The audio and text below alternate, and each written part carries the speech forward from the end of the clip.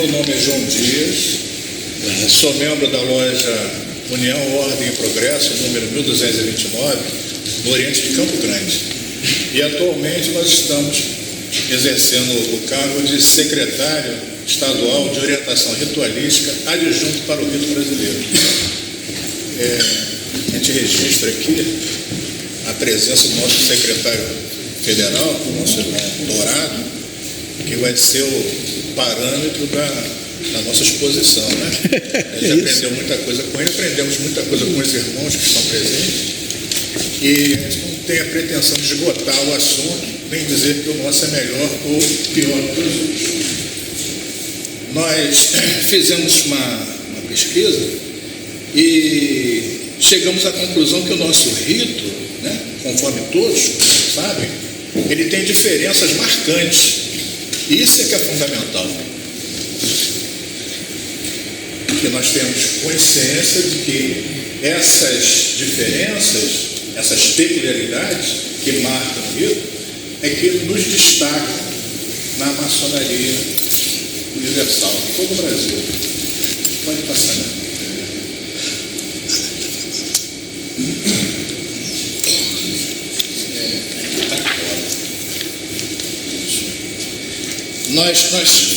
Nessa introdução, nós temos aí o prenúncio em que se enquadra, né, teoricamente, a ideia da criação do rito brasileiro.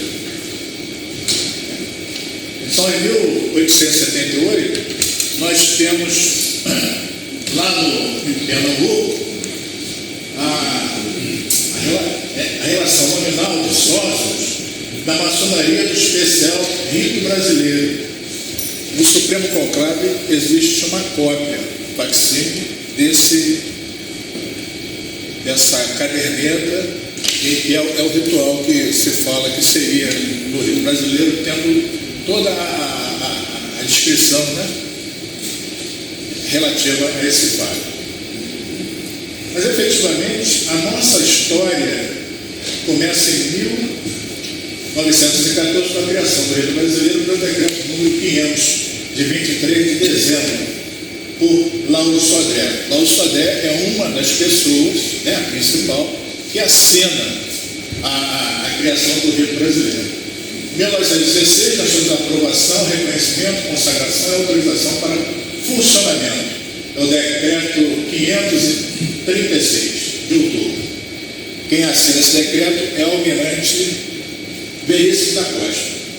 Em 1917, o decreto 554, de 13 de junho, determina o cumprimento da legislação do rito. Somente em 1940 é que,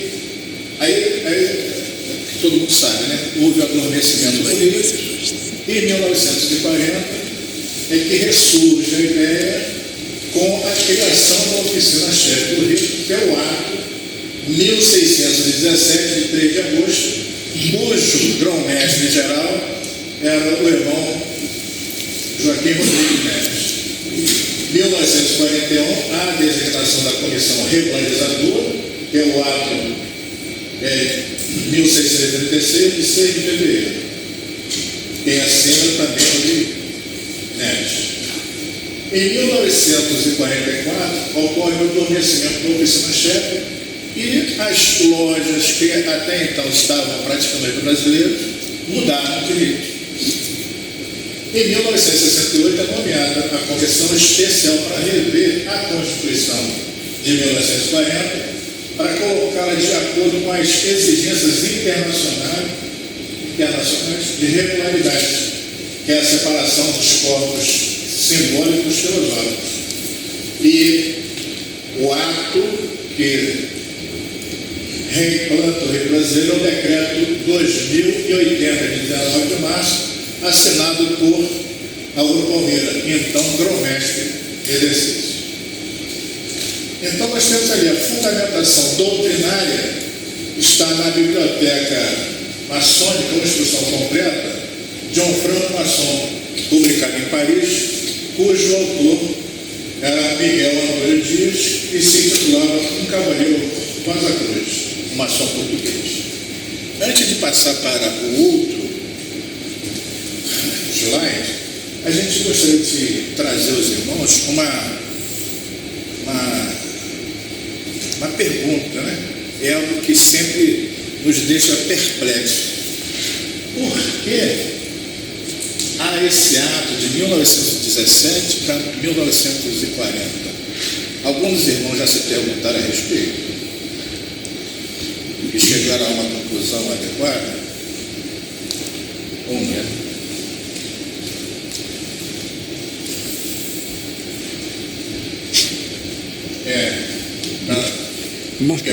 Quebrar o suspense, né? 17 até 40. Até 40. 17 o que ocorre, meus irmãos? Esse período aí é um período que a história nos proporciona o conhecimento. Nós não gostamos de estudar a história, né? Mas é fundamental que se lembre que em 17 estava ali a questão ali da Primeira Guerra Mundial. A Primeira Guerra, não era o início, não. A Primeira Guerra foi o fim. 1917 é o fim da Primeira Guerra Mundial. 1917 é o início da Primeira Guerra. Não, era 14. E 14, 18. em 1918 termina a Primeira Guerra Mundial. 17 a 1914. É 14, 18. É a criação do rito que já estava eclodida a Primeira Guerra Mundial. Né? Está no final. 17 já estava naquele auge, termina, não termina. E nós intuímos que essa é uma das razões. Por quê? Se nós formos consultar a nossa história, a Segunda Guerra ela termina lá em 39. 39 é o início da Primeira Guerra, 45 é o final. Então, nessa ocasião, em 17, nós fomos buscar no Google, né, as principais características, né? Mudanças sociais, políticas e econômicas, o surgimento, né, do uso mais comum de automóveis, iluminação, ao rádio e muitas outras invenções que se tornaram comum entre as populações do mundo desenvolvido. Houve a Grande Depressão, que foi uma crise econômica sem precedentes que prejudicou severamente muitas das economias do mundo, e o Brasil, por sua vez, não poderia ficar de fora dos efeitos. E nós temos a ascensão do comunismo na Rússia, com a Guerra de Outubro e a Guerra Civil Russa, a ascensão do fascismo na Alemanha e na Itália, e o imperialismo, ele vai entrar em declínio na Europa, que vai perder, alguns países europeus vão perder algumas das suas colônias através de movimentos de independência. Podemos citar, por exemplo, o sul da Irlanda, que depois de muita luta tornou-se independente. O Brasil, os efeitos nocivos dessa questão da economia, nós temos o resultado daquela política do encilhamento adotada pelo nosso ministro da Fazenda, Rui Barbosa, e cujo presidente era o Marechal Deodoro da Fonseca. Aquele período ficou conhecido como a República da Espada. A política do café com leite, já na República Velha, a República Velha que vai de 1889 a 1930, ela tinha algumas características, né? Baseada na troca de favores, na escolha dos presidentes dos estados de São Paulo ou Minas Gerais, que se alternavam no poder, o coronelismo e o clientelismo, além do voto de cabresto. E nesse período, alguns resultados que nós tivemos ali, anteriores, foi a revolta de Canudos, 1896 a 1897, a revolta da vacina em 1914, que tem a participação de Lauro Sodré, que ainda não era o grão-mestre, mas participa, não como pessoa contra a vacina, mas contra a obrigatoriedade. A revolta da Chibata, que foi uma revolta ocorrida nas fileiras da Marinha em 1910, a Guerra do Contestado em 1912 a 1916, o tenentismo, Corona Prestes, em 1925 1927, a eclosão do cangaço em 1870 e dura até 1940, e a Revolução de 1930, que é o fim da República Velha. A gente destaca uma coisa que consta dos livros, que de 1920 a 1945, o nazismo teve uma influência no Brasil, tanto no aspecto político como econômico e no campo jurídico mesmo. Em 1930 a 1945 nós temos a Era Vargas, nós temos a Revolução Constitucionalista em 1932, a Intentona Comunista em 1935, o Estado Novo, que é um recrudescimento da Era Vargas, que vai de 37 a 45, o Levante Integralista em 1938.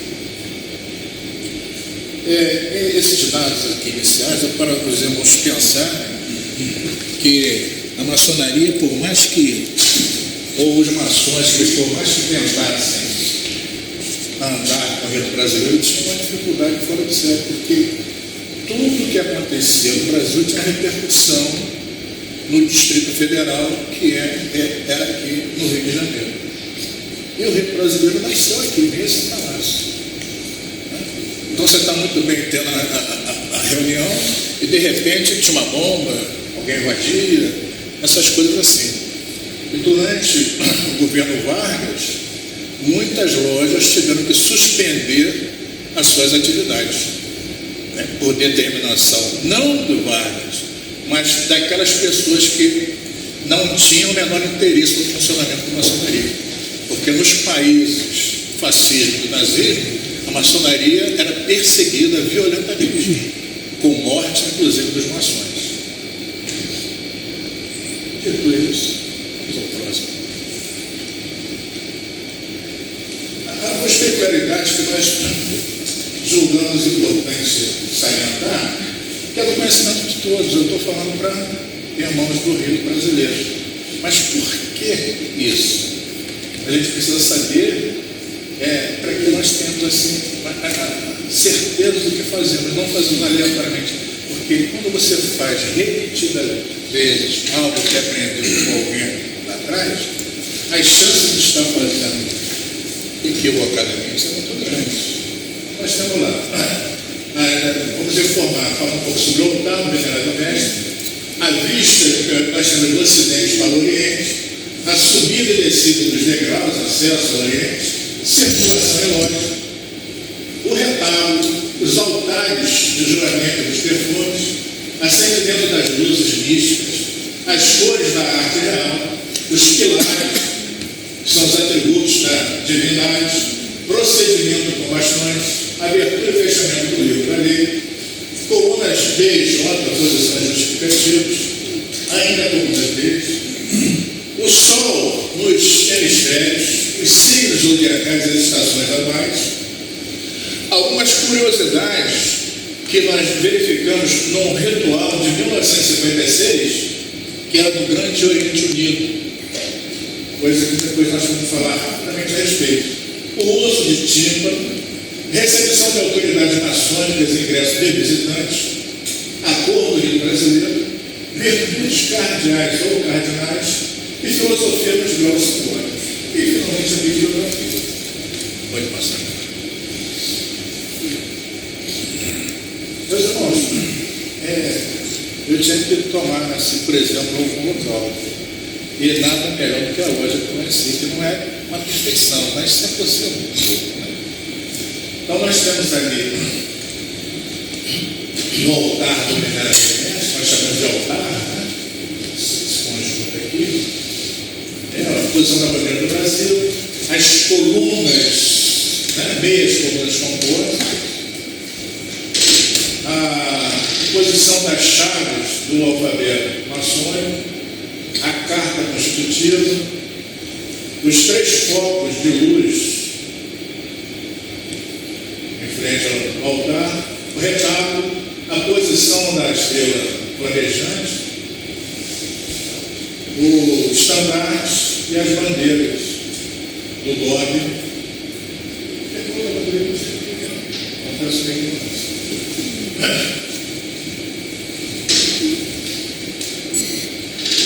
deixa eu fazer uma leitura aqui para.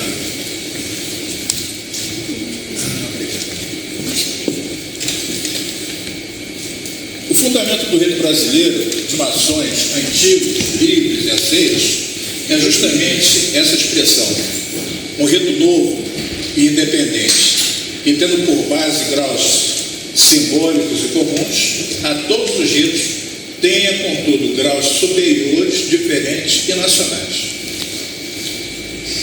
O laureado maçom Álvaro Palmeira, grão-mestre geral do Grande Oriente do Brasil, denominou a referida expressão de o apelo de um século, e com a edição do decreto 2080, de 19 de março de 1968, dá ensejo ao soerguimento do rito brasileiro, sem ferir a ortodoxia maçônica. Até o Grande Oriente do Brasil, ele passa por um período que eles chamam de crise, que faz separação da potência filosófica da potência simbólica, em 1927. No mesmo ano, com essa separação, Mário Pérez leva o Supremo Conselho, com toda a documentação, e proíbe a frequência dos maçons que não se adequassem aos ditames estabelecidos por ele. Aqui, o irmão Kelly, então, grão-mestre, ele reconstitui um Supremo Conselho do rito escocês e continua a ser uma potência mista, em que o grão-mestre também é o soberano grande comendador dos graus filosóficos. Somente em 1951 é que ocorre a separação dos 2 corpos.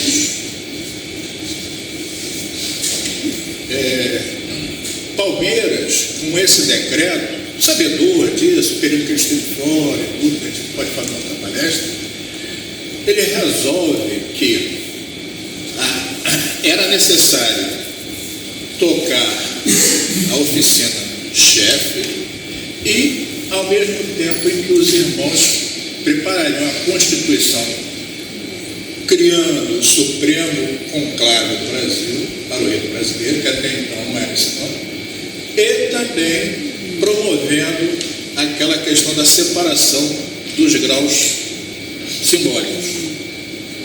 E ele já tinha pronto todos os rituais do primeiro, segundo e terceiro grau e também dos graus filosóficos. Essa 2080 é um decreto que é muito importante que os irmãos possam ler, reler e entender qual a mente esclarecida desse luminar que foi Álvaro Palmeira. Alguns dizem que ele não teria atribuição para poder instituir os graus filosóficos, mas apenas 2 maçons eram sobreviventes da oficina-chefe lá de 1940, que era Palmeiras e o Oscar Arboso. E isso dava para ele completo atributo para poder editar esse documento e proceder conforme foi a chamada reimplantação vitoriosa. Naturalmente, a gente respeita as opiniões contrárias. Está a salientar que a reimplantação vitoriosa foi objeto de planejamento, contando com as luzes de maçons cultos e renomados, tais como o almirante Benjamin Sodré, foi grão-mestre de honra do GOB e filho de Lauro Palmeira, Lauro Sodré, que foi um dos fundadores do rito brasileiro, o doutor Herário Martins Pedro, grão-mestre geral adjunto, advogado e deputado federal, doutor Oscar Argolo, oriundo do Supremo Conclave de 1940, o professor Admar Flores, professor Cândido Ferreira de Almeida, professor Jurandir Pires Ferreira, professor Eugênio Macedo Matoso, doutor Humberto Chaves, doutor Álvaro Melo Alves Filho, doutor Alberto Alves Sardas, general Tito Ascoli de Oliva Maia, dentre outros. Foi um elenco de alto gabarito investido de plenos poderes para colocar o rito rigorosamente de acordo com as exigências maçônicas da regularidade internacional, fazendo no âmbito universal. Separar o simbolismo do filosofismo, constituir em real veículo de renovação da ordem, conciliando a tradição com a evolução. Como era de se esperar, o início da caminhada foi muito difícil, com bastante obstáculos e incompreensão. Foi preciso reescrever a Constituição do Rito, reelaborar o seu Estatuto Social, bem assim o seu regulamento especial. Concomitantemente, foi fundada a loja simbólica Fraternidade e Civismo, denominada a Primaz do Rito Brasileiro, que se constituiu no elo de ligação entre o Grande Oriente do Brasil e a potência filosófica reerguida. Foi uma novidade incômoda. Naquela época, conforme nos descreve o irmão Fernando de Faria, naquela época, no Grande Oriente do Brasil conviviam 6 ritos.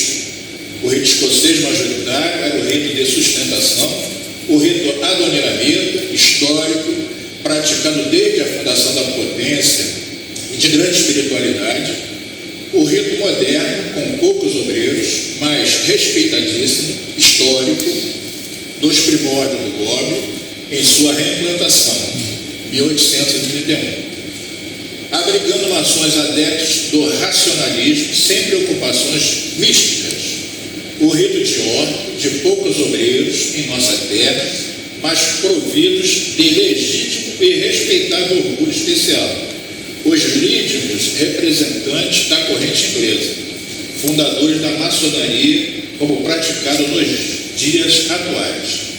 O rito Schroeder, muito pouco conhecido, poucos obreiros, mas respeitabilíssimo e amado por todos.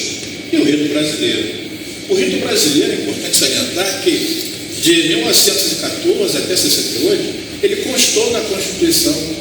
Ele não deixou de ser mencionado. Oficialmente, o rito brasileiro estava adormecido. Ele não deixou de existir.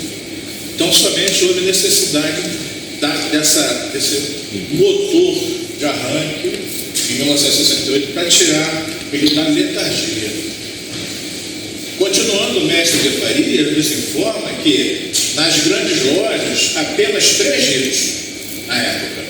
Era o rito escocês antiga ceia, o York e o Schroeder. Antes de se afastarem do Gobe, em 1927, nossos irmãos queriam formar as grandes lojas, sempre conviveram com o rito moderno e o rito adoniramita, e mesmo com o brasileiro, fundado em 1914. Em 1927, nosso rito encontrou-se adormecido por falta de uma oficina-chefe e normas peculiares, zelando pelos arcanos. A grande oficina-chefe é a alma de um rito, mas era conhecido e considerado pelas lojas do rito brasileiro. Longo caminho percorrido.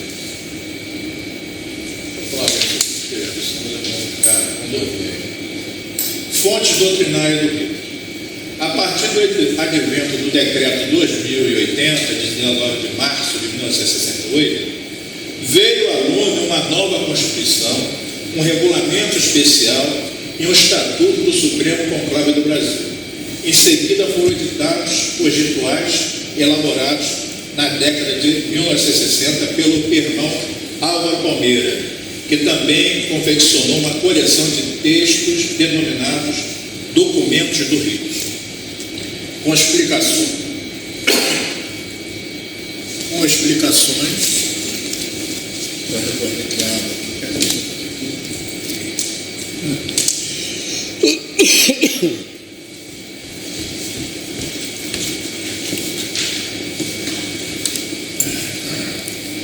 explicações sobre o desenvolvimento dos trabalhos litúrgicos, ritualísticos litúrgicos, em abril de 1969. Começou a circular o Semeador, um tabloide voltado para o segmento maçônico, servindo de veículo de comunicação institucional do rito brasileiro, contendo novidades interessantes e pertinentes. Então, meus irmãos, o rito brasileiro, ele não nasce puro e simples, assim, não passa mais. Ele, além da documentação inerente à sua Constituição, Regulamento Geral, houve os rituais e os documentos do rito, em que se estabelecia como deveria ser feito. Nós temos 46 documentos, parece. Então, nós temos aqueles documentos que falam sobre o acendimento das luzes, circulação em loja, aqueles documentos que são essenciais tomar conhecimento, porque da edição deles até o presente momento, algumas alterações foram realizadas. E essas alterações, às vezes, os irmãos que foram iniciados lá na década de 90 não acompanhavam e hoje repetem aquilo que aprenderam, mas tem umas nuances que hoje nós praticamos. Podemos citar a questão do ingresso no Oriente. Até então, nós fomos iniciados, ingressava no Oriente pelo centro. Hoje já se ingressa pelo lado nordeste. Mas ainda hoje tem irmão que faz pelo centro. Como que você vai dizer ao irmão que está com 70 anos que ele está errado? A gente tem que dizer, mas suavemente, né? Suavemente. Tem 71.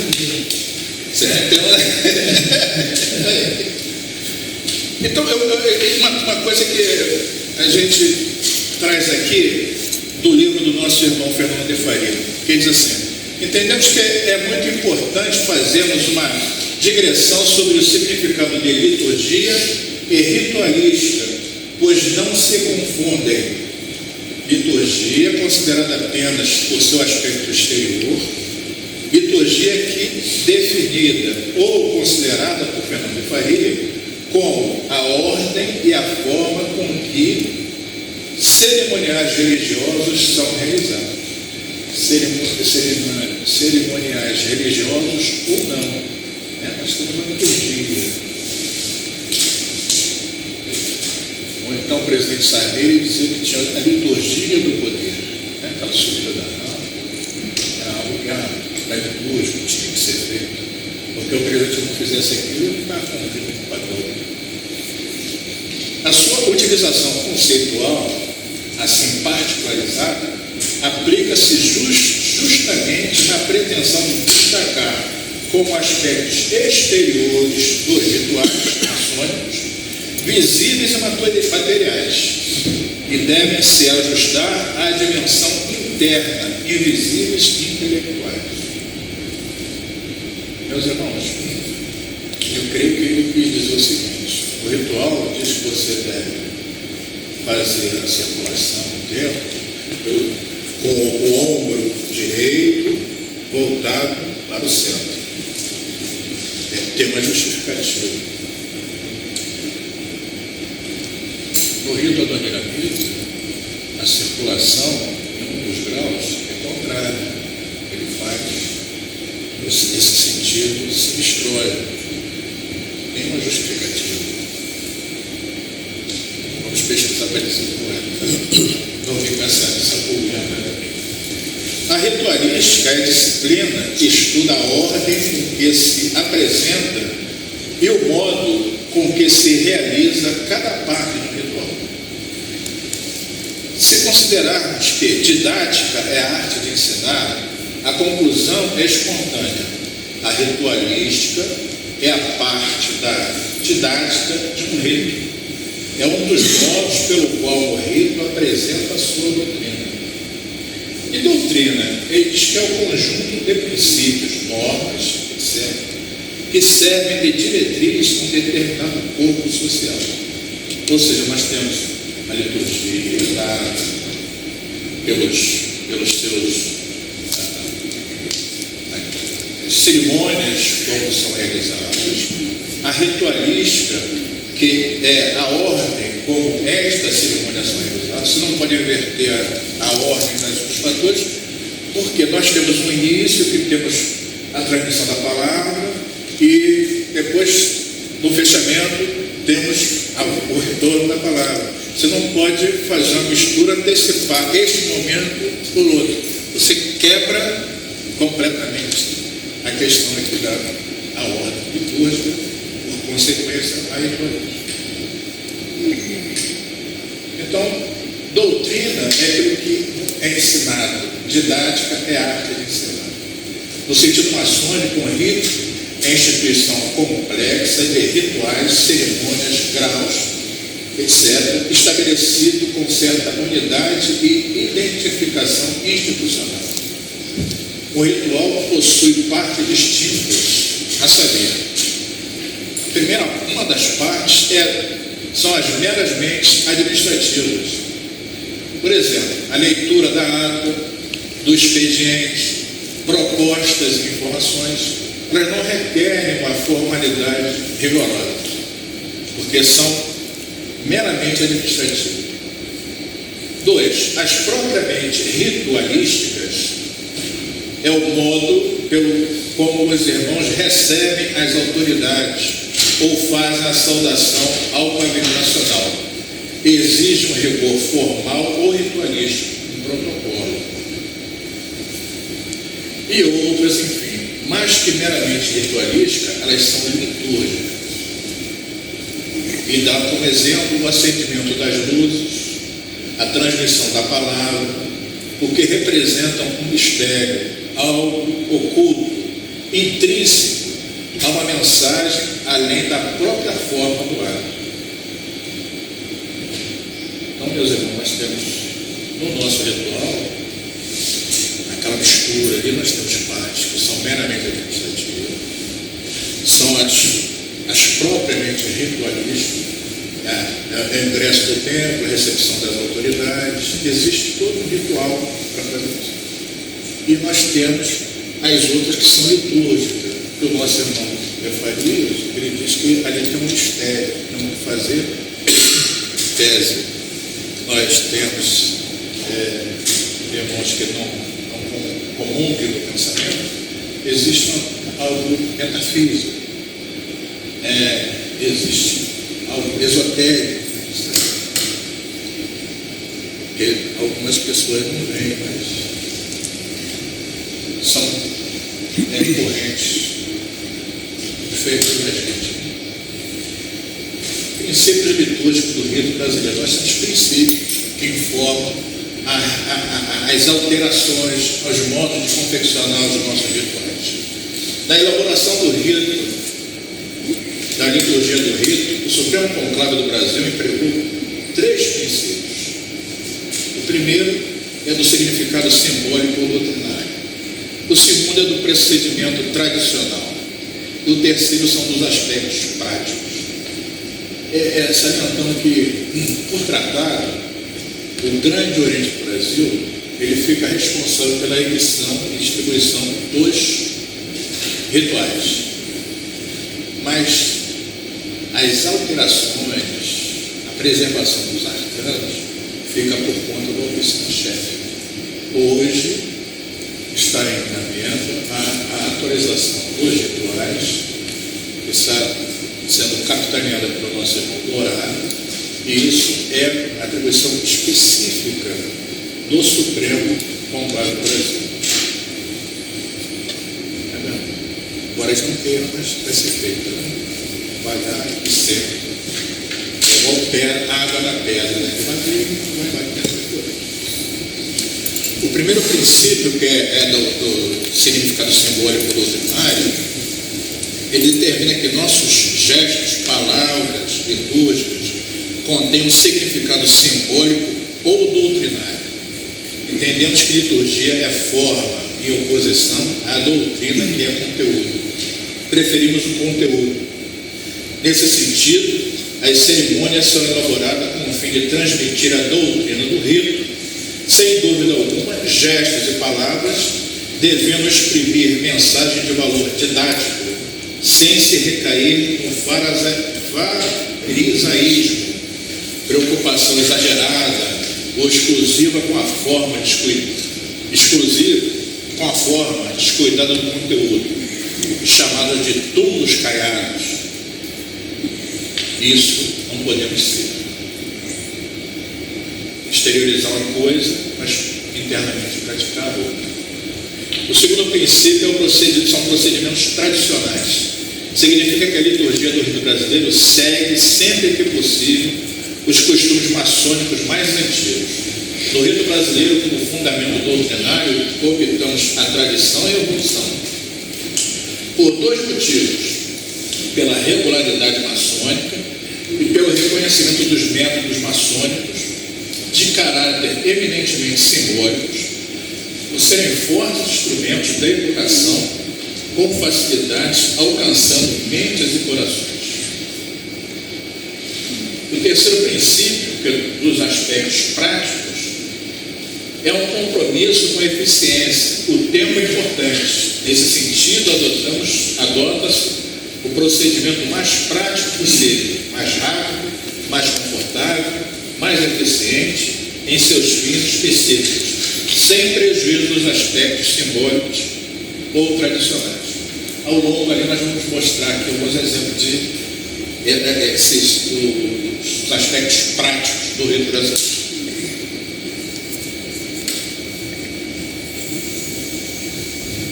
Muitas das vezes, após assistirmos às reuniões em loja de ritos co-irmãos, ficamos impactados com a diferença nos cerimoniais. Daí surgem as inevitáveis comparações consubstanciadas em algumas indagações que dizem respeito aos seguintes pontos, que nós analisamos ali, né? Por que usamos altar de juramentos no Oriente? Por que usamos a espada flamejante sobre o altar dos juramentos? Por que a cerimônia das luzes é feita pelo venerável mestre e vigilante e não pelo mestre de cerimônias, como é em outros ritos? Por que usamos bastões e na mão esquerda? Por que retorna a palavra sagrada? Por que a inversão das colunas desde ora? Por que usamos o tímpano para simbolizar as 12 maravilhas? Em razão desses e de outros questionamentos não elencados, faremos uma rápida abordagem, sem pretensão de ser terminativa, nem de esgotar o assunto, onde pretendemos trazer à colação algumas justificativas encontradas nos arquivos, livros, sites mencionados nas referências bibliográficas. Então, já iniciando ali pelo altar dos juramentos do Oriente, a rigor existem duas correntes. A primeira que relaciona o altar dos juramentos com o altar dos sacrifícios, templo de Salomão.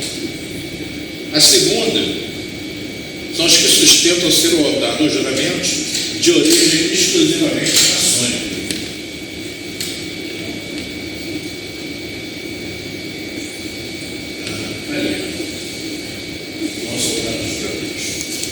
Ambas as correntes têm argumentos respeitáveis e, por certo, a posição do altar tem variado de rito a rito, segundo épocas diferentes, segundo potências diferentes, não constituindo questão fundamental ou ortodoxa. Não implica irregularidade ou irregularidade. Nós, do rito brasileiro, bem como nossos irmãos do rito adoniramita, nos filiamos àqueles que aceitam a origem exclusivamente maçônica do altar dos juramentos. Além do mais, no Oriente está a fonte de toda a luz. O Oriente é o ponto mais importante do templo. No Oriente são celebrados os ritos mais importantes da liturgia, que é o acendimento das luzes, os juramentos, as consagrações. É a tradição em que, pese a respeitar a solução diversa, o sistema de trabalho do rito brasileiro adota a posição do altar dos juramentos No Oriente, lógico. Isso já foi objeto de tese, existe até livro. Um irmão nosso irmão Mário Nami, escreve um livro sobre o altar do juramento. Ele, do Rio brasileiro, já está no Oriente Eterno, preconizava que o altar deveria ser no Ocidente. A tese dele não foi apreciada e não houve mudança. Continua lá, não porque Palmeira quisesse, porque já era uma tradição. O rito escocês, antes, já em 1956, ele preconizava que fica lá. Então, tradição é tradição, né? Bom, o retábulo. Nós temos o retábulo, essa parte ali. No rito brasileiro, ele é considerado uma insígnia, segundo a bem conhecida regra de heráldica. Em insígnias, brasões, escudos, retábulos, a destra, a direita, corresponde à direita do observador. Então, o observador está aqui, o lado direito dele, esse lado aqui. Né? E o lado esquerdo é o lado desse aqui, de acordo com a regra heráldica. Daí a aparente inversão tão reclamada por respeitáveis ritualistas. Conclusão: representar no retábulo a lua do norte, que é a direita do venerável e a esquerda do observador, é hieraldicamente afirmá-lo à esquerda, enquanto representar o sol no sul, esquerda do venerável, direita do observador, é afirmá-lo à direita, ativo. Trata-se de uma outra forma de se apresentar a mesma mensagem simbólica. Escreveu o nosso irmão de Inocêncio em 12 de junho de 1993 no jornal O Semeador. Dentro da parte da heráldica, a gente olha se está errado, porque o sol fica do lado do orador e a lua do lado do secretário. Então, perfeitamente. Só que nós temos que ver isso da forma. Considerar que nosso retábulo, ele é uma insígnia e atende à informação prestada pela heráldica. Você vê ele como se você está vendo aqui, mas considera que ele está de frente para você ou de costa para quem está empunhando.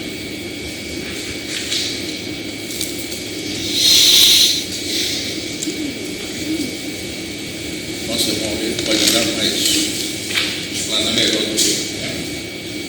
A espada flamejante sobre o altar dos juramentos.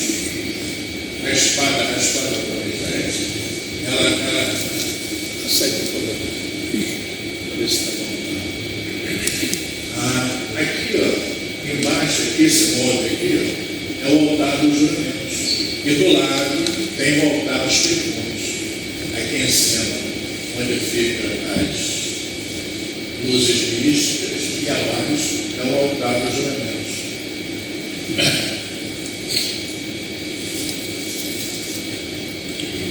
É uma solução determinada pelo princípio dos aspectos práticos. Basta o irmão rever a utilização da espada flamejante, por certo ficará evidente a conexão quanto ao local no concernente ao altar dos juramentos. Não é uma questão de simbologia nem de tradições, é mero aspecto prático. Lembrando aos irmãos que nós não contemplamos o cabo de porta-espada que outros ritos contemplam. No momento em que o venerável precisa fazer uma consagração, o porta-espada está ali do lado. Nós não contemplamos isso, razão pela qual a espada fica disponível ali e sempre com o voltado no lado. Não vamos usar a heráldica, não é? Então você está aqui de frente para o lado direito. O esquerdo que está lá em cima. Meus irmãos, então nós temos aqui a vista do Ocidente e do Oriente. No tempo nós temos a coluna do Norte. Nessa coluna do Norte sempre o tesoureiro e mestre de cerimônias. nós temos os degraus que sobem para o Oriente, a coluna do sul, onde nós temos o chanceler, o hospitaleiro, atualmente é o Mar de Bronze, e os aprendizes sentam aqui na coluna do sul. Fala-se no topo da coluna do sul. O topo da coluna do sul chama-se assim porque é a parte mais alta. Não significa dizer que o aprendiz tem que ficar, o aprendiz tem que ficar perto aqui do chanceler, mas tem que ficar perto do vigilante, que é o responsável pela instrução dele. O topo é porque está na parte de cima. O topo da coluna do norte, porque está na parte lá do banco, por trás das cadeiras. E na frente sentam os mestres, né? Os mestres sentam nas cadeiras da frente. Maria do Norte fica aqui. Prossiga.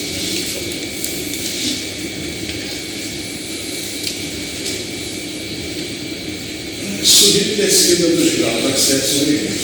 No Oriente, sobe-se por 4 degraus que representam, de acordo com o ritual, força, o trabalho, a ciência.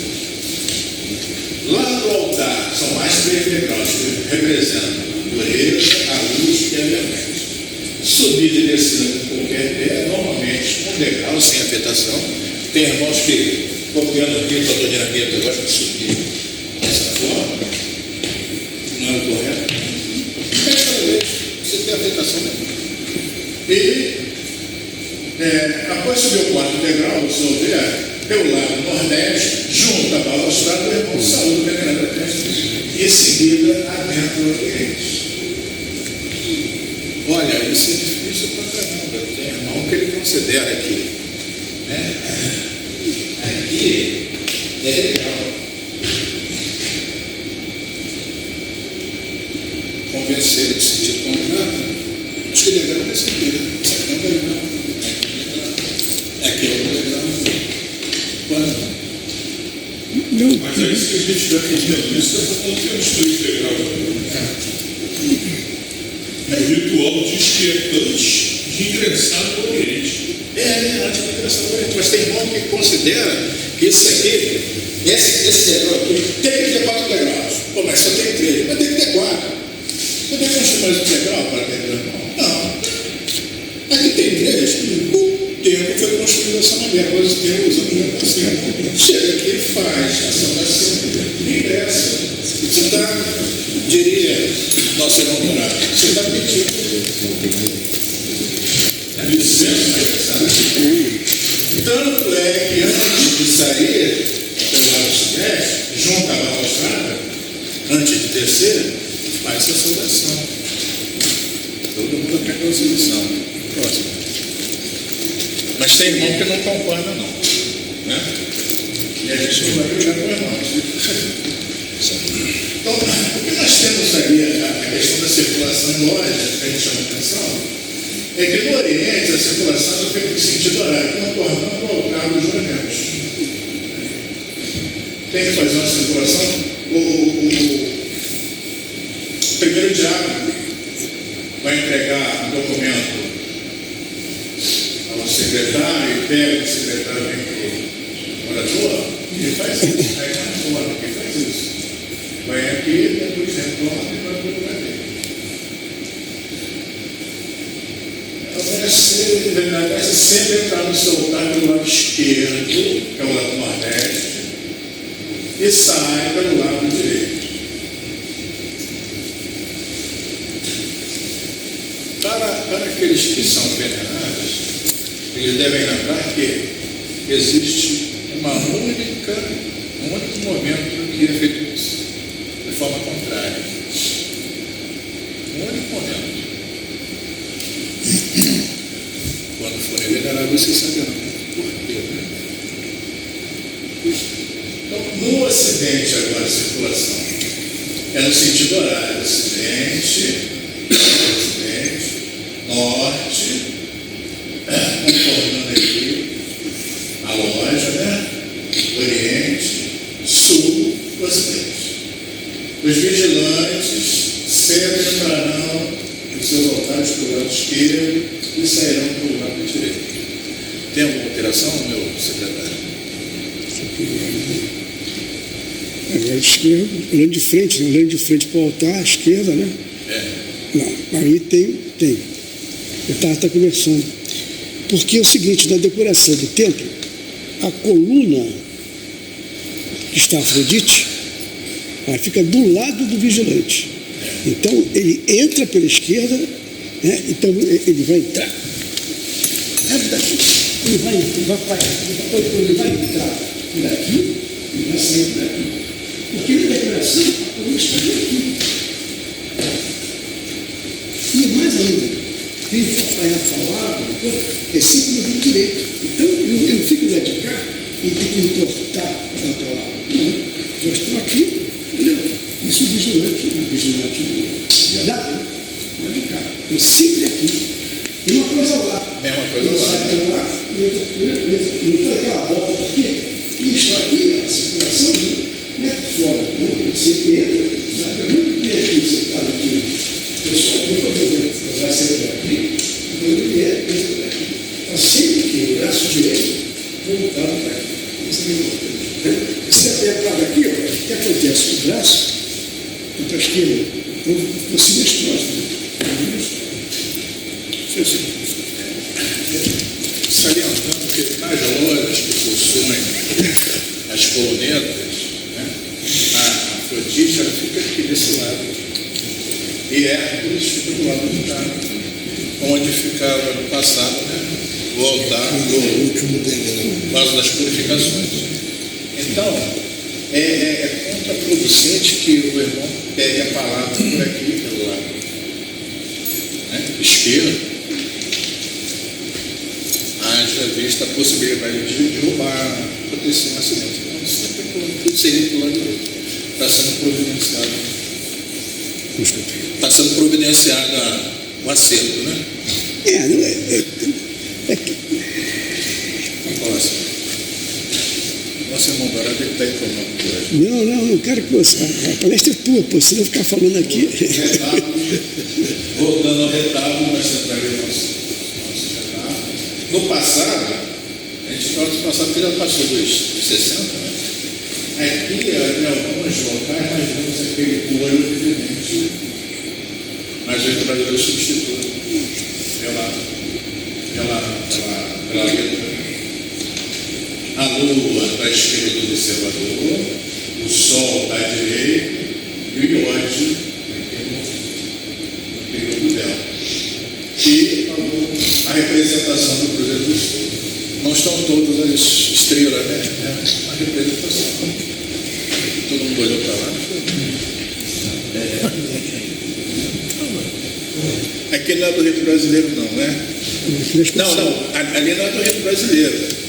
Mas nós vamos ver que a tradição vai ser muito. Aqui no Palácio, nenhum templo é do Atlético brasileiro. É moderno. Pode passar. Voltamos ao altar, né? Ali apresenta a espada, as luzes místicas, mesa triangular e o altar dos perfumes. Pode passar. As cores da arte real. Então, tem que fazer a leitura do lado aqui. Mas vou ler aqui. Ali é menos. Então, na maçonaria há uma forte influência do simbolismo das cores. Existe uma maçonaria azul, uma maçonaria branca e uma maçonaria vermelha. Cada uma dessas cores denotando uma fase do aprendizado iniciático da arte real. Na simbologia maçônica, podemos encontrar um paralelo com as diversas fases graduais que o iniciado tem de passar para atingir o ápice da esfera de Jacó. Essas fases são representadas pela maçonaria azul, correspondente às lojas simbólicas, a maçonaria branca, correspondente às lojas de perfeição e capitulares, e a maçonaria vermelha, correspondente aos graus filosóficos.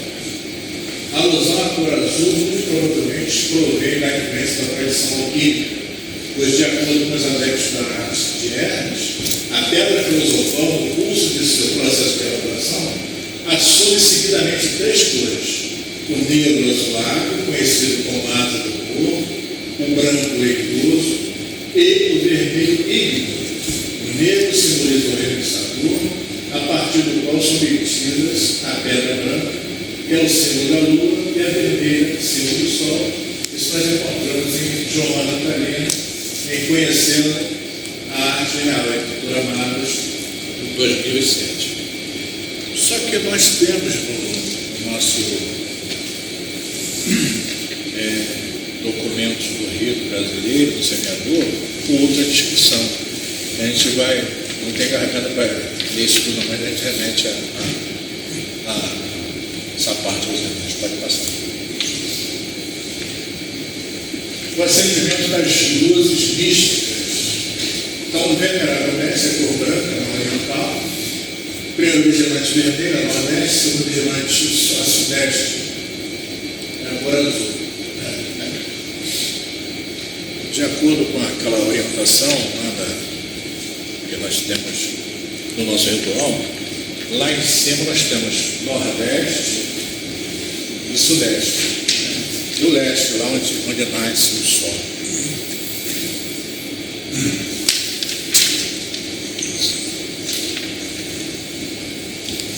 A cerimônia das luzes é feita pelo venerável mestre e vigilante, e não pelo mestre de cerimônia, conforme outros ritos. É uma peculiaridade do nosso rito, que o acendimento das luzes com as respectivas evocações diretamente efetuado pelo venerável e pelos vigilantes. Assim procedemos por considerar a importância desse ato litúrgico. Simbolicamente, venerável e vigilante, além de serem os três pilares que sustentam a loja, são também três luzes pessoais que a iluminam e é praticamente ortodoxia maçônica, lição repetida quase como catecismo da mais pura tradição maçônica. Em torno do altar dos juramentos colocam-se as três luzes místicas que representam a onisciência, a onipotência e a onipresença divina. Não é inovação do rito brasileiro, é pura tradição maçônica. Pois bem, interrogo, Sr. Fernando de Faria, não é significativo, simbólica e esotericamente que a luz pessoal, venerável, símbolo da sabedoria, evoque a luz mística que representa a consciência divina?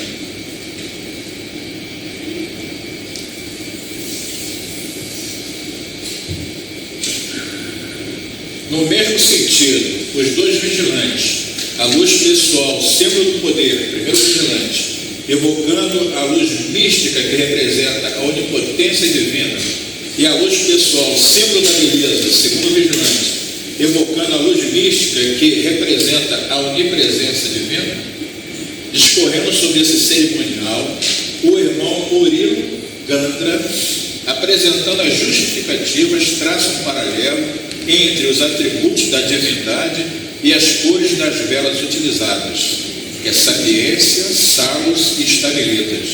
São as luzes correspondentes ao venerável, primeiro vigilante, segundo vigilante, que em todos os ritos se usam e reverenciam, além do respeito e acatamento ao supremo arquiteto do universo, que é Deus, em sua onisciência, onipotência e onipresença. Uma das prédicas constantes dos mandimartes, a que seguimos como norma e obrigação maçônica. Daí homenagearmos ao Criador de tudo e de todos, em todas as nossas reuniões simbólicas. Pilares ou colunetas são atributos da divindade. Passa, né?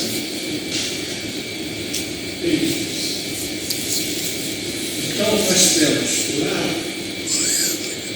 o pilar da ordem jônica, que está suportando a estátua de Minerva, representando a sabedoria que nós vemos veneravelmente. O primeiro vigilante, pilar de ordem dórica, suporta a estátua de Heráclides, ou Hércules, a força, e ele representa o nosso primeiro vigilante. A ordem coríntia é a coluna da beleza. Vênus de Milo é a coluna do segundo vigilante. Nas lojas tem esses pilares, conforme nós temos aqui a representação das colunas sociais B e J. Então, nesse lado esquerdo, de acordo com o nosso ritual, fica a coluna de Heraques, ou Hermes. Do lado esquerdo, o segundo vigilante, por isso que fala, é a coluna da beleza. Essa é uma das informações. E lá do lado esquerdo é a coluna da sabedoria, Minerva,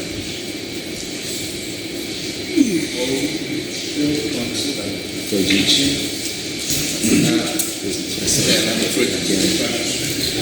Atena. O pessoal está atento, obrigado. Então, o primeiro simbolizando a sabedoria, que deve ser colocado no canto leste e sul do quadrilon, com a espeto do venerado mestre. O segundo representando a beleza, que aparece no sul do quadrilon, com a esquerda do segundo vigilante. E o terceiro, no canto oeste e norte, à esquerda do primeiro vigilante. Em nossos rituais, esses pilares estão designados erradamente com a palavra coluna. Não são colunas, são pilares que simbolizam o sustento do teto do mundo. Deveriam ser construídos em granito. Isso é a informação que o irmão de lá desejava que fosse. O rito brasileiro representa cada pilar por uma das três ordens de arquitetura grega. Sabedoria corresponde à ordem jônica, beleza coríntia, a mais bela, e força a dórica, a mais potente. Logicamente, deveria existir também o quarto pilar, situado no canto norte e leste, pois não se concebe o teto do mundo sustentado por apenas três pilares. Haveria forma de equilíbrio. Por isso, esse quarto pilar existe, porém de modo virtual e não real. É o pilar virtual da inteligência. Esse pilar virtual liga diretamente o visível ao invisível. Então, Renato, o autor escreveu isso, né? Cada pilar visível, material, corresponde a um dos principais oficiais em lógica. Sabedoria ao venerável mestre, força ao primeiro vigilante e beleza ao segundo. Em outros ritos é colocado sobre a mesa do venerável uma miniatura da ordem jônica, na mesa do primeiro vigilante uma da ordem dórica e do segundo vigilante uma da ordem coríntia. Então, nós vemos que quando é versos trabalhos, um dos vigilantes arreia a coluna, o outro suspende, e o do venerável permanece em pé. Quando há recreação, o primeiro vigilante arreia, o outro suspende. O nosso ficou mais fácil, né? Natalita fica um pouco difícil para os vigilantes estar arriando e suspendendo a coluna, que é um pouco maior. Na nossa loja lá, isso pode passar, meu irmão. Vamos para o uso dos bastões. Né? O bastão é utilizado na transmissão da palavra, no retorno, no encerramento, na formação do palio. São os momentos que os diáconos usam os bastões. É também uma tradição o uso de bastões pelo mestre de cerimônia e pelos diáconos.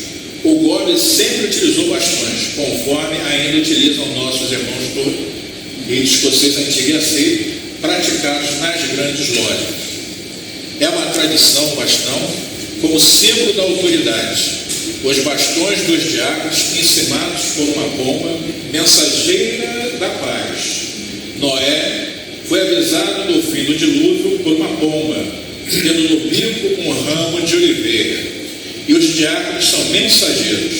O bastão do mestre de cerimônias por um triângulo equilátero de farta simbologia. Inicialmente, o bastão era conduzido na mão esquerda pelo fato de que os irmãos andavam em sinal de ordem. Hoje, em nosso rito, não fazemos mais sinal de ordem quando sentados, andando ou com as mãos ocupadas. O mestre de cerimônia e os diáconos conduzindo bastões na mão direita não fazem sinal. Vai passar. se fizer está em descompasso com o que preconiza, né? Abertura e fechamento do livro da lei. Desponta como um raio de sol matutino o dia do membro da ordem no momento exato em que o guarda da lei descerra o livro sagrado do lei. Envolvem-no como planejamento protetor profundo, respeito e silêncio tocado de amor fraterno. A comunidade da loja emociona-se porque tudo ali é solene e pede atenção. O orador deve ler no hino brasileiro pausadamente, não menos comovido, nas seguintes palavras, né? Ó com bom e com suave é que os irmãos vivam em união. Existe um livro que fala sobre Salmo 133, do irmão Wilson Veado. O nome é esse mesmo, é Wilson Veado. É um livro grosso, ele explica toda o salmo, a estrutura do salmo, porque ele foi realizado, é o chamado Cântico das Subidas, que é o retorno dos hebreus de um exílio, que ficaram escravizados durante muitos anos, e eles cantam, exultando o Senhor pela a possibilidade de estarem subindo. A gente imaginava que fosse um canto de Moisés, né? Bom, nós temos então as colunas. Isso aqui é um assunto que se escreve muito, se discute muito, por que a coluna é do lado de dentro, não é do lado de fora, porque a B é do lado direito, não é do lado esquerdo. Parece que tem uma importância fabulosa isso. Então, pelo contrário, as colunas elas marcham ali, são chamadas colunas solsticiais, e pelo meio marca linha imaginária do Equador. Então, por um lado você tem solstício de inverno, por outro lado tem o solstício de verão, de acordo com o hemisfério que se esteja. Mas o que a gente deve explicar, que é fundamental, é dizer que a coluna B, que é a coluna do sul, ela é dirigida pelo segundo vigilante, onde tem assentos os aprendizes próximos do vigilante e os mestres aqui na frente. Por que a coluna B? É porque no hemisfério sul é a grande sacada, né? Mas não é a sacada de Palmeira, não. Palmeira usa a tradição. O rito escocês ele utilizava isso. Coluna B, sul. Por quê? No hemisfério sul é a parte mais escura, onde deve sentar o aprendiz. A gente vai falar sempre do rito da Dona porque nós temos ali aquela informação que na abertura se pergunta ao vigilante, né, por que no norte, né? Aí ele diz assim, porque foi dada muito pouca luz ao aprendiz, razão pelo qual eles são no norte. Esse é o decorrente daqueles ritos nascidos, né, criados no hemisfério norte. No hemisfério sul, nós adotamos esse critério que depois o escocês mudou, está mudado, mas nós seguimos a tradição. Desde o início do Grande do Brasil, a tradição nós não possuímos colunas zodiacais. Por quê? Rapaz, se para eles lá é difícil você explicar por que o aprendiz está lá, então ele vai passar naquelas colunas daquele período. E as colunas, no nosso caso, elas estão invertidas, fica mais difícil, não é? Então, deixa assim mesmo, ele disse que era assim, vamos seguir dessa forma. Em que pese que essa questão das colunas é algo recente, não é uma causa antiga dos primórdios nacionais.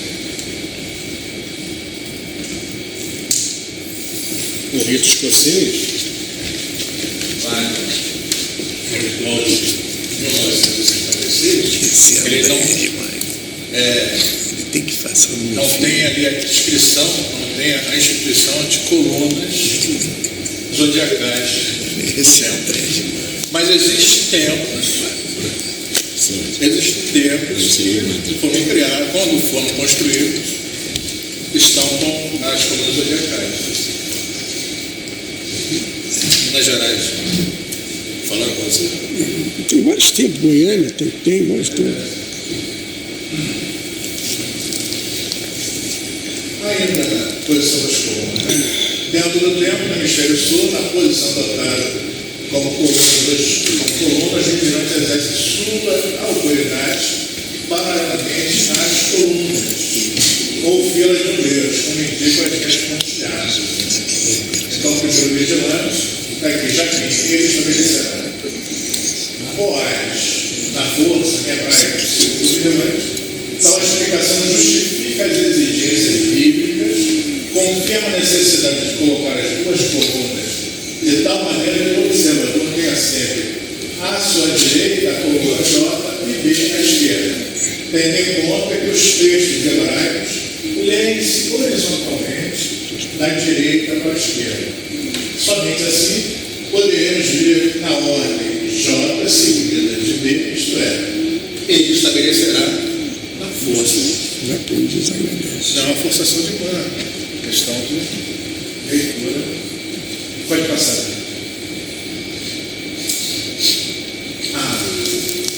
Essa é a cereja do bolo. A passagem do sol do meridiano do hemisfério norte. Olha só. A gente não é muito versado nisso, mas vou ler aqui para ver se eventual dúvida surgida, por exemplo, não seja a mesma que eu tenho. O observador no hemisfério norte, estando de frente para o local onde mais sol, o oriente, terá à sua esquerda o norte, à sua direita o sul, do globo terrestre, e o sul do hemisfério norte, e atrás o ocidente. Então, o sol quando nasce, o sol quando passa aqui, e projeta a sombra para cá. Ao observar o sol passando à sua direita, ou ao sul do hemisfério norte, por toda a terra redonda, como o sol estiver meridiano, projetará a sombra dos objetos que estiverem localizados no hemisfério norte para o norte, lado escuro do tempo, onde está localizada a lua, ainda noite.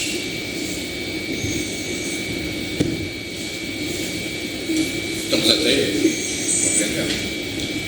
Agora, o observador do hemisfério sul estão de frente para o local onde nasce o sol, o oriente, terá à sua esquerda o norte, o globo terrestre, ao mesmo tempo o norte do hemisfério sul, onde estará passando o sol, onde está passando o sol, atrás do ocidente e à sua direita o sul do globo terrestre e o sul do hemisfério sul.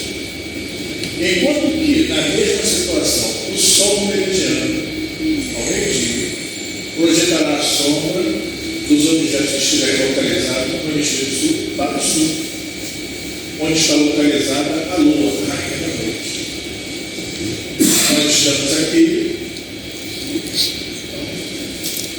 projeta para o sul. Conclusão: considerando que o tempo maçônico representa o globo terrestre, os que estão localizados no hemisfério sul terrestre têm o sul como lado escuro. Considerando que o aprendiz ingressa no escuro, vindo em busca da luz, busca em direção à luz, é o lado escuro do tempo que deve sentar-se pela primeira vez.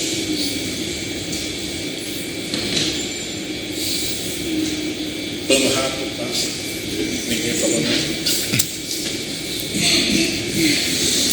Então, mas para os signos zodiacais e as estações anuais. Observa só, tanto no hemisfério sul quanto no hemisfério norte, os meses não mudam de nome, os signos não mudam de nome. O que muda tão somente é a questão do sol, que está aqui projeta a luz aqui, calor aqui. E desse lado aqui, nós vamos ter sombra. Então, quando a Terra vai se movendo, a parte que estava na sombra, ela vai de cara para o sol, para se dividir. Nós temos aqui, exemplo, a massa do inverno, só as pistas de inverno. E esse é. Deixa eu começar por aí. Março a junho, nós temos a primavera, nossa primavera, os signos Áries, Touro e Gêmeos, que são os mesmos aqui no sul, Áries, Touro e Gêmeos. Já no dia 21, hoje é 21, lá no norte, é o solstício de verão, é uma serena apenas. Aqui nós temos o solstício de inverno. Mesmo assim. 22 de setembro a dezembro já é outono, é equinócio. E 21 de dezembro nós estamos no solstício do inverno. Solstício a definição é sol parado. Equinócio, são noites iguais. A diferença que nós vemos aqui, é que a pedra bruta está aqui com o primeiro vigilante e a pedra polida com o segundo. No nosso caso aqui, eu não tive como modificar o desenho, então utilizo o mesmo. Então a pedra cúbica está com o primeiro vigilante e a pedra bruta com o segundo. Quando a gente tiver mais recursos, a gente faz esse desenho melhor. Pode passar. Bom, o princípio de Acrésio é a marcha do aprendiz. Primeiro passo, segundo passo, terceiro passo. Sempre pé esquerdo, né? O primeiro passo. Pode passar. Então nós temos o simbolismo astrológico. Isso no hemisfério norte. Pode passar. A marcha e as suas 3 etapas correspondem aos 3 primeiros signos hoje: Carneiro, Touro e Gêmeos. Pode passar. Corresponde aos meses de março, abril e maio, isto é, aos 3 meses da primavera, na Europa. Carneiro, sob a influência do planeta Marte, evoca a ideia de luta. Pode passar. Touro, espírito de trabalho, perseverante e desinteressado. E Gêmeos se encontra sob a influência do planeta Mercúrio, considera como símbolo da fraternidade. Vai pensar. Agora nós vamos ver o simbolismo dos elementos do hemisfério norte, que lá é o simbolismo do zodíaco, né? Aqui é o simbolismo dos elementos. Nos meses de março, abril e maio corresponde à estação de outono no hemisfério sul. Carneiro, signo do fogo, Touro, signo da terra, e Gêmeos, signo do ar. O primeiro passo da marcha do aprendiz significa ardor e luta. O segundo traduz a concentração, perseverança, portanto, o trabalho. O terceiro simboliza a inteligência. Se puder encontrar uma ligação judiciosa entre a fraternidade e a inteligência, seria aprovada a concordância harmoniosa entre o simbolismo astrológico e dos elementos, com a condição de afastar a palavra primavera. Pode passar. A marcha do aprendiz simboliza o trabalho efetuado com zelo e ardor na meditação e concentração laboriosa dirigida com inteligência e vontade. Pode passar. Aqui é para chamar a atenção para os irmãos. Esse aqui é o manual de aprendiz maçom de 1956 do Grande Oriente Unido. O Grande Oriente que foi criado por Alves Palmeiras e ele foi fundado em 1948 e funcionou até 1956 quando as lojas foram incorporadas ou reincorporadas. Algumas saíram e outras foram criadas no período que estavam fora, em 56. E este foi o ritual utilizado para os maçons daquela época. Então, nós não vemos aqui a questão das colunas zodiacais. Eu creio até porque era antieconômico fazer um templo assim com esses detalhes todos, né? O que a gente chama atenção nesse detalhe aí dos rituais é justamente isso. Tudo que você encontra no rito brasileiro estava aqui, em 1956. Entendeu? Por exemplo, a posição do Sol, ela está no sul. A posição da Lua, ela está no norte. A descrição, embora esteja esquecida aqui, mas ela está aqui dentro. As colunas, coluna B, coluna J. Depois o nosso venerável passa para passar para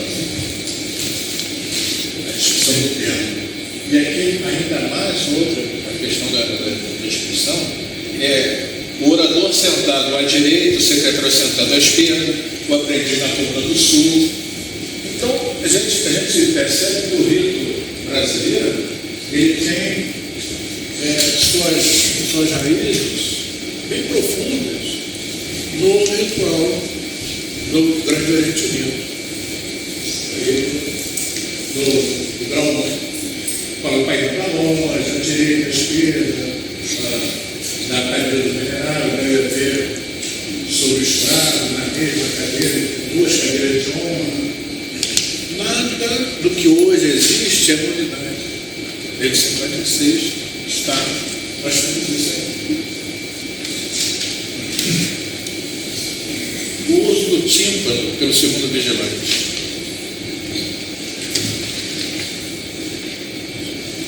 A ondulação sonora produzida pelas repetidas pancadas do centro, que recebe a denominação de badaladas argentinas, apesar de o ritual considerar apenas badaladas, produz sensação de sons celestiais.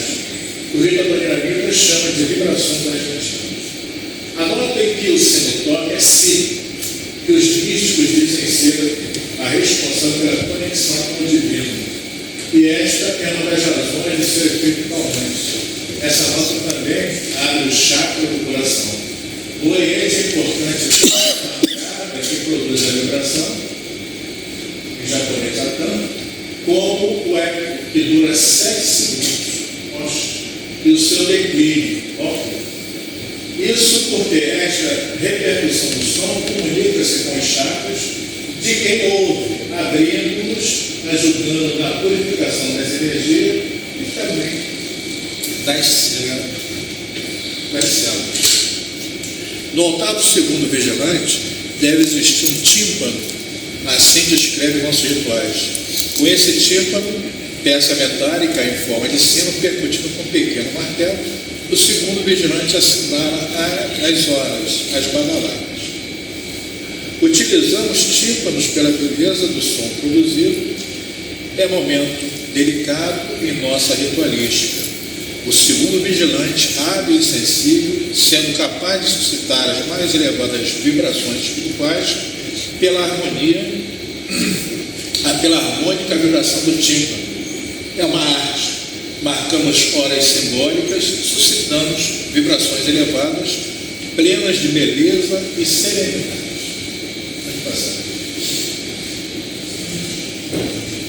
Recepção de autoridade maçônica. Quando o padrinho está presente, não se forma a comissão para receber a autoridade. As autoridades portadoras de títulos e recompensas são recebidas e retiram-se do templo nos momentos previstos no ritual, com as honras de estilo, de acordo com suas qualidades.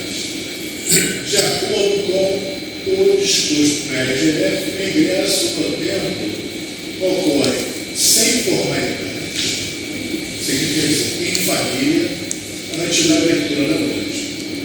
B, com formalidade, em cortejo, depois da abertura da loja, sendo que a autoridade de faixa mais elevada é a última a entrar e a primeira a sair. Ingresso do visitante. É facultado ao governador permitir que irmão, visitantes, pessoa, princípio da oficina ingresse no templo em família junto com os irmãos venerados, sem formalidade, ou participando do cortejo de abertura. Qualquer outro irmão será submetido ao procedimento previsto no ritual. Isso quer dizer, a contradição, que se o venerável disser não vai entrar, não vai entrar. Ou vai entrar? O irmão visitante. Pois não. Uma dúvida rápida que não tem um estudo lugar, quando tem a entrada dos visitantes, as autoridades, o mestre cerimônia acompanha. Você também tem venerável dentro do chá, outras pessoas têm, então, dependendo da faixa. Normalmente é feito a volta de aço, né? Sim, sim. No estado.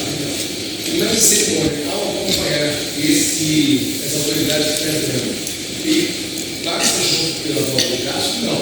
Sim. Está sendo reconhecido pela obra, pela chamada 3, 5, 7, a autoridade, né? Esse nome vai tudo fora, é isso ou não? Não, ele deve passar, eu creio, passando por dentro. Porque ele tem que ir na frente, né? Passa por dentro porque ele anuncia o cortejo.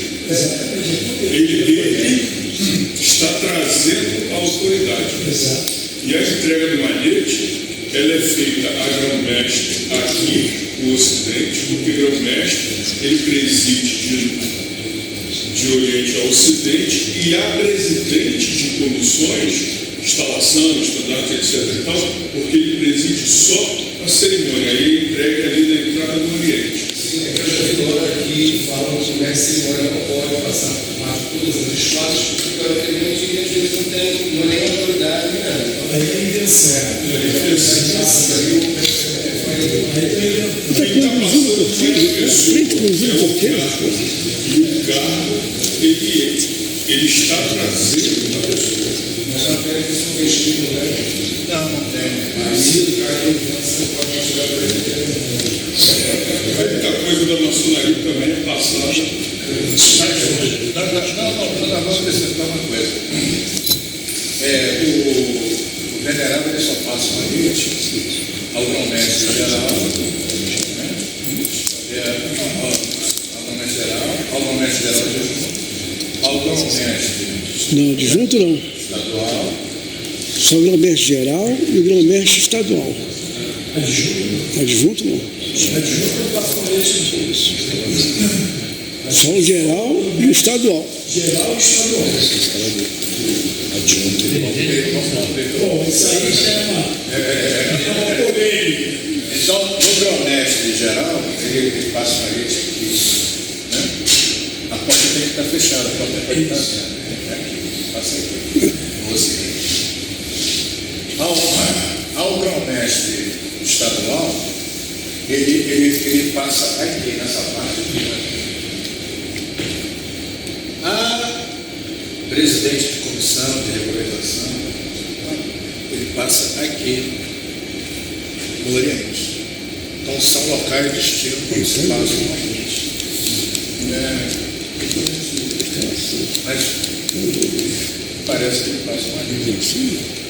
O mestre estadual aqui no meio. Não. Aí, o grão-mestre geral é na entrada da porta do templo. O estadual do centro do templo. E o Presidente da comissão. da instalação é ali na linha do Oriente. Na linha do Oriente. Entendeu?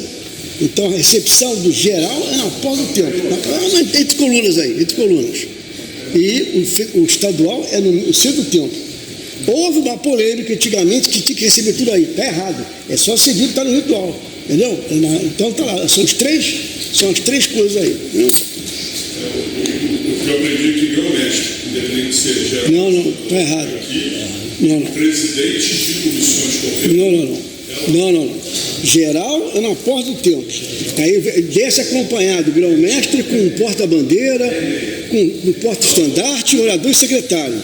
Aí depois aqui, se for o adjunto também recebido aí, mas sem passar o malete, só desce só os oradores e secretário.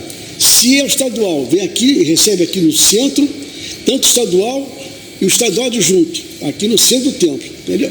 Aliás, mentira, o estadual é aqui e o adjunto dele é aqui aquele poderoso, então é igual a comissão de instalação, é recebido aqui na linha do Oriente, o adjunto do estadual. Próximo. É que estão inventando uma coisa que não existe, é só, entendeu? Isso mudou nessas. Eu assisti uma situação aí, eu reclamei na época. Estão inventando, está no ritual do RGF, o nosso próprio RGF fala sobre isso, entendeu? Acordo rito. A gravata é diferente daquela cor preta, correntemente usada no Guarani, foi adotada no Rio brasileiro como marca distintiva.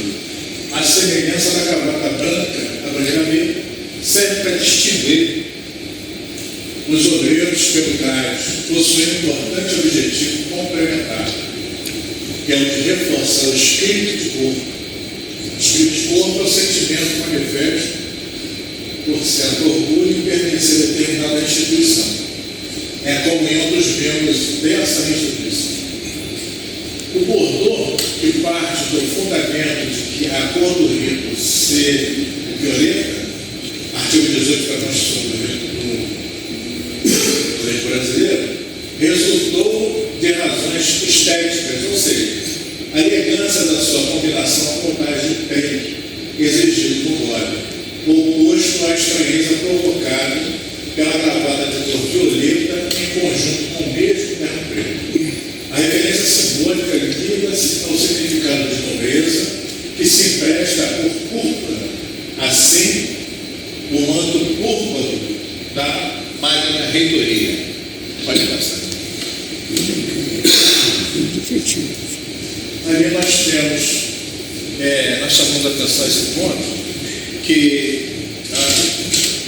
nos graus simbólicos nós temos filosofia também. Nós temos as virtudes cardinais ou cardinais, que é a prudência, justiça, fortaleza e temperança.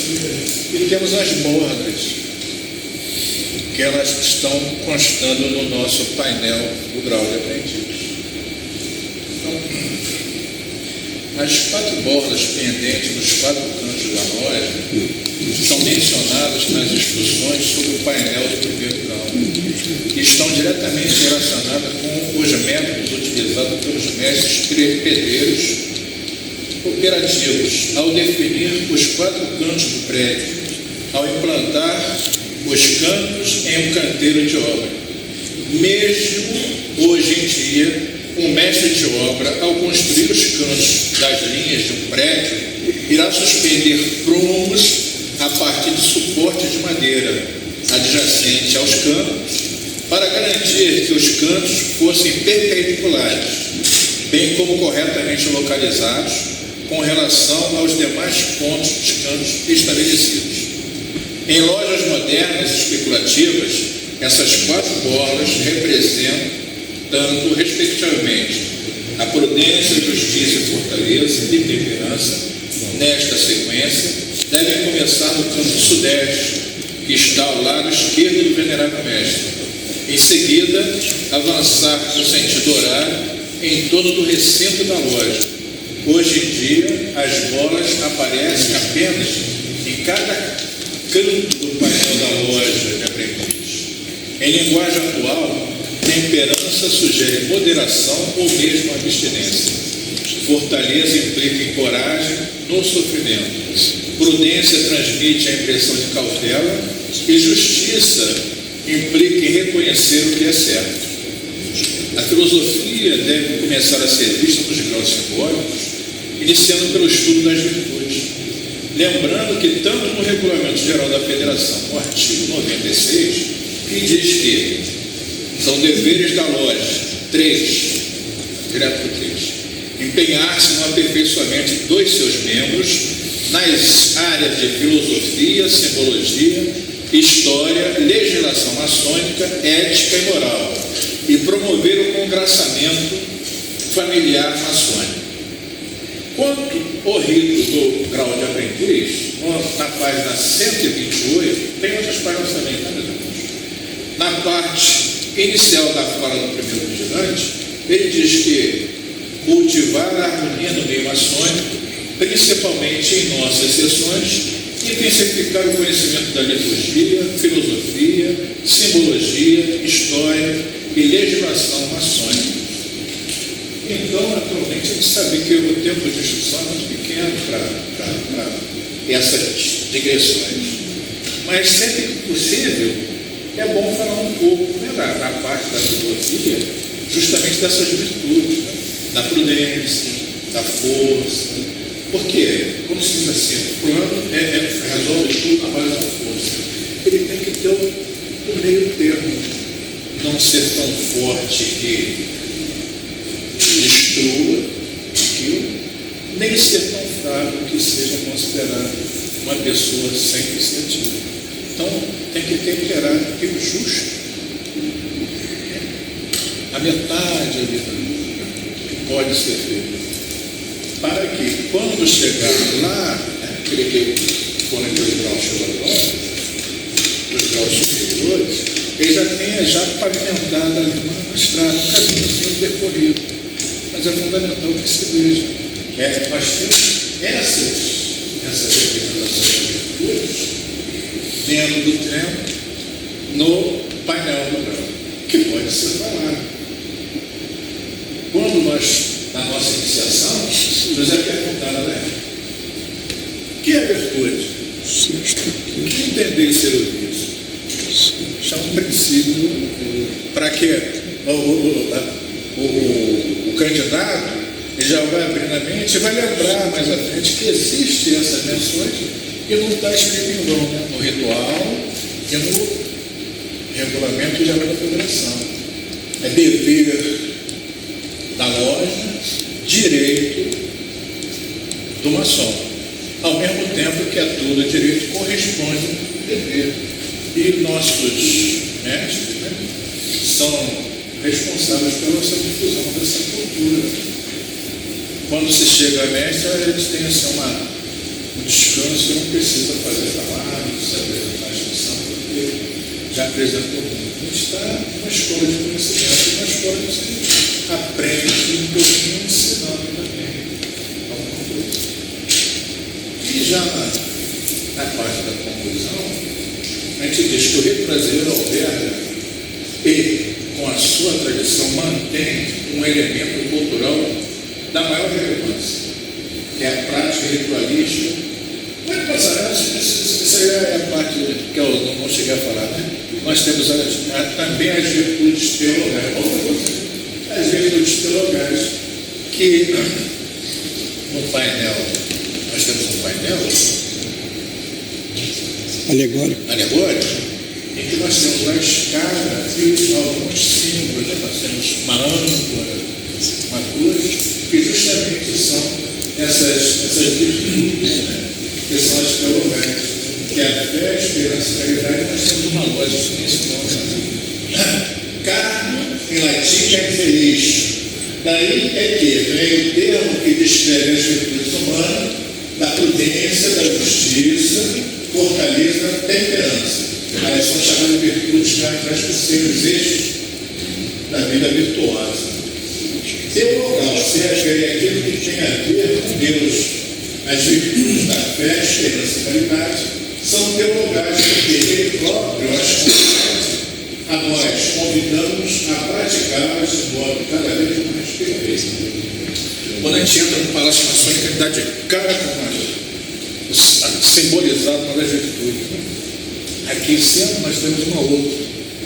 Então nós temos bastante virtudes aqui no Palácio. Temos que nos ater a ela, né? A idade, tem a fé e tem a esperança. Tudo do palácio é simbólico, tudo do palácio é simbólico. No rito brasileiro, essas práticas miscigenadas deixaram de ser violação da genuidade, para bem ao contrário, estatuir isso como uma nova genuidade, a saber, uma maçonaria com um jeitão brasileiro, autenticamente nacional.